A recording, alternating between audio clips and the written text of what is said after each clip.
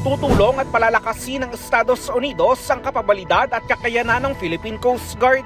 Ito'y sa pamamagitan ng donasyon ng US government para sa PCG na 250 million pesos na halaga ng bagong specialized education and technical building na itinayo sa Bulacan.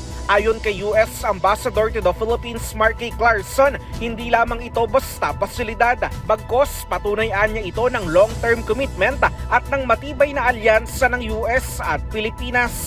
Magagamit niya ang pasilidad sa maintenance training ng PCG assets na malaki ang papel sa pagtiyak ng maritime safety, pagprotekta sa marine environment, pagtaguyod ng maritime laws at pagtatanggol sa soberenya ng bansa, kabilang na ang West Philippine Sea. That we have a long-term commitment to the Coast Guard, to the people of the Philippines, because we are truly your steadfast friends.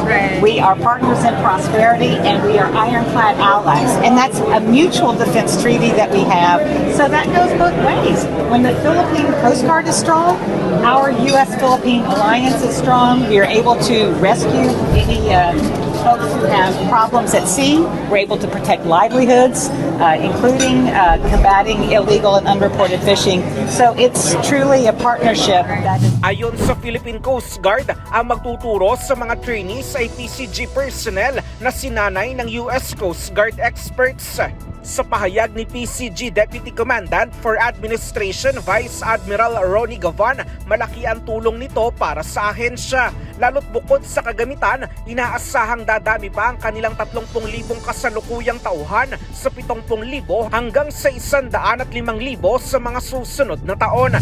Yes, kailangan to ng Philippine Coast Guard kasi lumalaki yung ating fleet. At kailangan nating pagandaan, lalo na yung mga taong magman ng ating mga barko. Itong facility na to ang pinakaunang facility namin sa Philippine Coast Guard na magbibigay ng karampatang leksyon, karampatang instructions, kompleto. Yes, this facility will teach our people on navigation, on enforcement, on maintenance of ships. We now are 30,500 effective today. And we will expand to how many? We're looking at 70 and perhaps 105,000.